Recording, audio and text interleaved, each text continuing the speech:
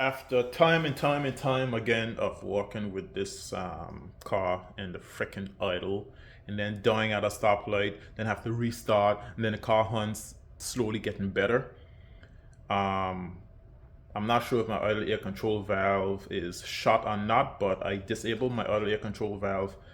I disabled the EGO settings, so there's no corrections to the fueling while I am doing the tuning aspect side of it.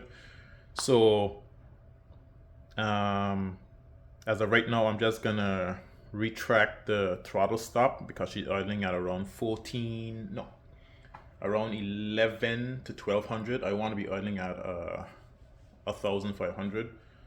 So I'm gonna run to the store now. Have to get a couple of things to finish up with the holes for the fender flares, but before I go, I want you guys to get a little listen of what your boy been working on. If I can get a camera to stay still for a second.